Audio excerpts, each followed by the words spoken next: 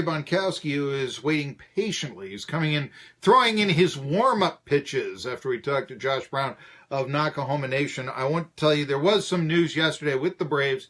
Tyler Flowers, the left-hand hitting catcher, platoon catcher, sent down to the farm on a rehab assignment. Should be back probably by the weekend. Could be in the lineup if and when the Braves face right-handed pitching. So that's a positive for the 12-9 Atlanta Braves here. And so we're now on the line with Jerry Bonkowski, who was covering the Indy race from Alabama yesterday. That was delayed. We know all far too well, NASCAR and stock car fans, especially around here in the Tri-Cities, about delayed races. But it's nice to have you back. And I guess the question is now, well, I can look at the point standings, but in your opinion, who's been the more dominant driver of the three race winning streak, Harvick or Busch? Your thoughts, Jerry Bonkowski of NBCSports.com. I've got to go with Kyle Busch. I mean, he's got the hot hand, the hot foot, if you will, of late. And we talked about this last week about his affinity and his success on short tracks, and he proved it again at Richmond. So I think he's the guy to beat right now. But we go to places like Talladega coming up, and there's a lot of other tracks. We've got Charlotte, we've got Dover, we've got Chicago, we've got New Hampshire coming up. There's a lot of different tracks that other drivers may potentially excel at better than him. But right now he's got the hot hand, and he's the guy that everybody seems to have he's the guy that everybody seems to want to beat right now. Well, one of the things that I noticed is Busch, and I mentioned the rivalry that could happen with Martin Truex Jr. I mean, heck, the defending champion, just sort of out here on the outside saying, don't forget about me, guys, is that I noticed that this streak ended for Harvick with a wreck, and in qualifying at Bristol, Kevin Harvick also wrecked. What kind of an impact does that have, in your opinion, on Harvick going forward? I don't know if it really has that much of an impact because the season is so long. I mean, and we see so many different tracks, so many different races. The strategy is always different from one track to another track. So, it kind of brought Harvick's run to an end, if you will. But it doesn't mean that his season's over by any stretch of the imagination. So, as I've always said, NASCAR is a very cyclical sport, and somebody gets the hot hand, they go for 3-4 races, and then boom, something happens. The next person in line comes into the prominence or into the forefront, if you will. So, I don't think that what happened at Bristol will impact Harvick in any way, shape, or form going forward. I mean, he and Kyle Busch, right now, I think are probably the two preeminent drivers so far this season with the wins they've had and the type of wins they've had as well too. So we have not heard the last from Kevin Harvick by any stretch.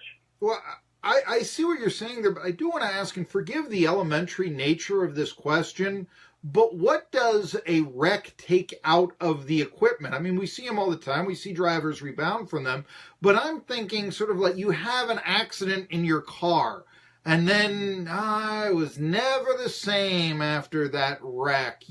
I've got to think it's the same thing, being running tight, being running loose, something of that nature in NASCAR. On a general basis, what kind of an impact does having a wreck have on the equipment of, say, a driver like Kevin Harvick, as a rule of thumb? Well, as a rule of thumb, and we've got 38 races, include the All-Star race and also the spring or the exhibition races down in the Clash down in Daytona. So you've got 38 races, and for the most part, a team like Stewart Haas, from everything I know, they build a lot of cars, and it's not unusual for one team within an organization to have as many as 20 cars for the whole season. I see. So I think that he may have destroyed a part of the car in Bristol. But they can certainly rebuild that car. It may not be the same. It may be better. I've seen instances where cars get wrecked and the teams put them back together, and they are actually better once they are put back together. So I think that right now, they probably already have another car in hand and prepared for the summer race at Bristol. Just like they'll have track or cars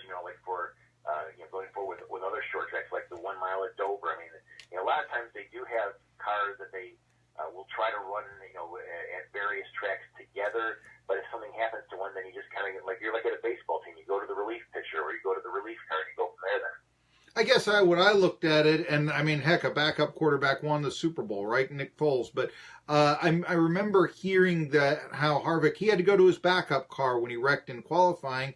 And I just kind of scratched my head and said, that does sound like, you got to go to the backup quarterback. And that could be a big influence. I mean, heck, the Eagles weren't favored in any of their postseason games, because they were starting a backup quarterback and all that. Right. What is the impact here? I mean, I would have thought that if it's the backup car, it's because you've made some test and it wasn't as good as the car that you wrecked initially. That's just, where I thought you were going with, where I'm going with that. But, Marky, the one thing though, really, and again, we go back to what I said a few moments ago about the length of the season. Sure.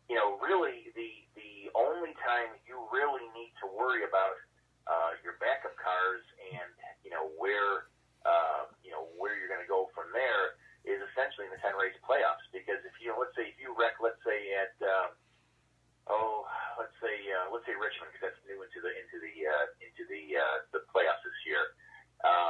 How will that impact your racing at other? We've got 4 or 5 mile and a half tracks. Richmond's 3/4 mile tracks. But I mean, like I said, if you wreck, let's say at Kansas, let's say in the playoffs, that's a better example, or at Charlotte in the playoffs. How will that impact your racing at other mile and a half, such as Texas or at Homestead, the final race of the season? And like I said about the if you wreck at Richmond, how will that maybe impact your race in the playoffs at Phoenix? So I mean, right now we have so much of a season still ahead of us. You don't really worry that much, but when you get into the playoffs and you bring your A game and your best equipment, and if your best equipment gets damaged, then how will that impact your going forward in races that are comparable in length? Like I said a while ago, Richmond versus let's say Phoenix, that kind of thing. Sure. Now, where I want to ask though is that how does Kyle Busch stack up on the Superspeedway? I mean, he's enjoyed at least 2 of these victories on shorter tracks. Richmond's 3/4 of a mile, but that's one of the shorter ones. Talladega, that's the fastest track. So how do you think his talents relate to such a track as compared to the bull rings? Well, I've talked to so many drivers over the years, and there seems to be one very universal theme when it comes to places like Talladega, and more so in Talladega than even Daytona, believe it or not.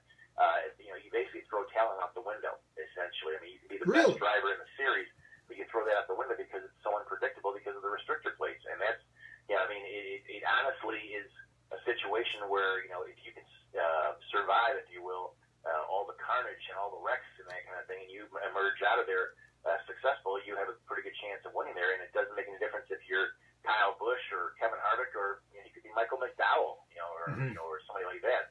So I mean, it's a luck of the draw at a place like Talladega. So I mean, yeah, Kyle Busch does. He's on a hot streak right now. Kevin Harvick, he had the hot streak, but that really doesn't mean a whole lot when you go to a place like Talladega, which is 2.66 miles, high bank. It's one of the faster tracks, even with restrictor plates in there. So if you look at the way that track is, anybody can win that race. I mean, that's kind of race where you really can't pick a favorite, whereas other places, let's say like in a Bristol or a Richmond or places like that, you can have a pretty good educated guess of who you think is going to win. But Talladega is such a wide open track, and there's so many variables that you see drivers that didn't David Reagan win there, I believe, a few years back, and I think that's his only win in the series, or maybe it might be the second win he's had in the series. So I mean, like I said, it's anybody's race to win at Talladega. Well, you mentioned about the restrictor plates. When was the last time Talladega didn't have restrictor plates? I'm just curious. 1987, I believe it was. Okay. I want to look at and that was an era, correct me if I'm wrong, but I remember, bumper stickers as a whole are sort of a dying industry. I mean, outside of, and even in working in radio, the idea of the radio station bumper sticker that used to be so prevalent, it's really not done anymore. But it used to be 20 years ago, you couldn't go outside, in the Tri-Cities without seeing a car drive by with a 3 in the window or something. The other bumper stickers I can remember of that era, Anybody But Earnhardt And the other one, Right. though, was about Talladega. And consider this in the Tri-Cities home of Bristol, but it was talking about the time when Bill Elliott turned 210 miles an hour plus. And that used to be a very popular bumper sticker sponsored by a beer company, which was his sponsor at the time. But, that you would see going on. And it just showed you sort of the importance and why Talladega is a race that you always circle on the track, even if nothing is there. I mean, find Talladega on a map. I mean, you gotta use your Google Earth and look for the track, I think. But anyway, no, that's what's coming up. I know you're pressed for time, so why don't we make a rendezvous for Friday? And I can ask my other Talladega questions at that point. I want to thank you for joining me here and talk a little bit about Kyle Busch. Jerry Bonkowski, our NASCAR expert here on Tri-Cities Sports Now. And we'll return. I'm going to talk about the NFL draft some more when we return on Tri-Cities Sports Now. Okay, there you go. I will talk to you later, okay? All right, man. Thanks All right. for understanding. No, no big deal at all. All right.